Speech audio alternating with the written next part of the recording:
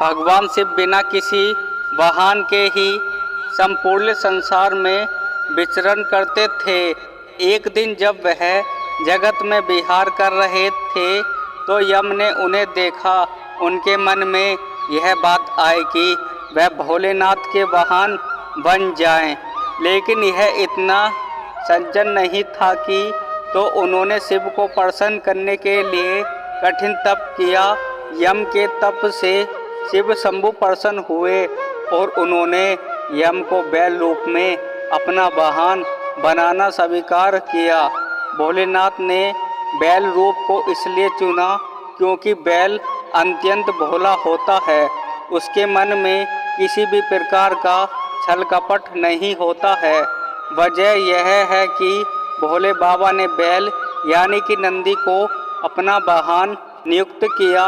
यही नहीं, शिव जी ने नंदी को अपना प्रधान सेनापति भी बनाया। कहा जाता है कि भगवान शिव की सेना नंदी बाबा के कहने पर चलती है। पुरातन काल में एक सिल्लाद नाम के एक ऋषि हुए जो कि पूर्ण रूप से प्रभु की पूजा में लीन रहने लगे थे। ऐसे में परिवार के लोगों को उनके वंश की चिंता हुई। यह परेशानी लेकिन सभी उनके पास पहुँचे और गृहस्थ जीवन में वापस आने का निवेदन किया। हालांकि वह नहीं माने, लेकिन उन्होंने जन्म मृत्यु से परे संतान प्राप्ति के लिए देवराज इंद्र की पूजा की। इंद्र प्रसन्न हुए तो, लेकिन ऐसी संतान का आशीर्वाद देने में जाहिर की।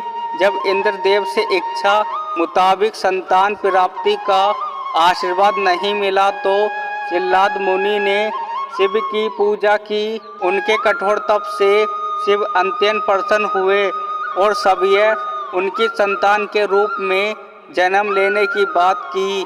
कथा मिलती है कि एक दिन सिल्लाद मुनि खेत जोत रहे थे, तब उसी भूमि पर उन्हें एक बालक मिला। वह उसे घर ले आए और उसका नाम नंदी रखा। भगवान भोलेनाथ ने मित्र और वरुण नाम के दो मुनियों को नंदी के पास भेजा। उन्होंने नंदी को बताया कि वह अल्पायु हैं, और सुनकर नंदी बाबा वन में चले गए और महादेव की पूजा अर्चना करने लगे। उनकी पूजा से भोलेनाथ प्रसन्न हुए और नंदी को मृत्यु भय से मुक्त अजर अमर होने का आशीर्वाद दिया।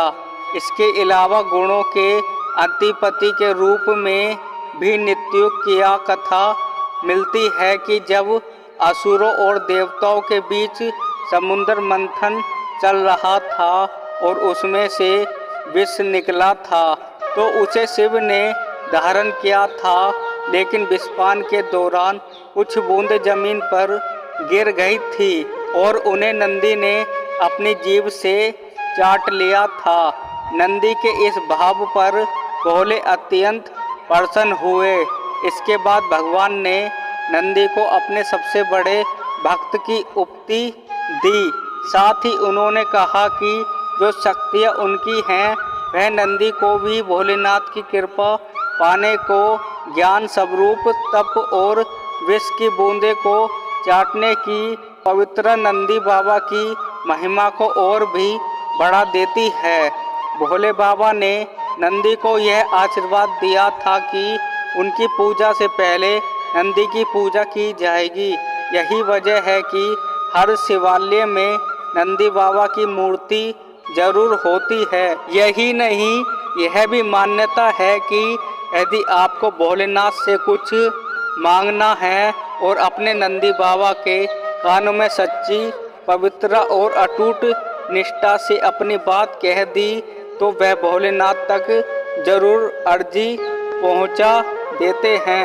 यही नहीं, शिवाजी भी मुराद पूरी कर देते हैं। बोलो बम भोले की जय।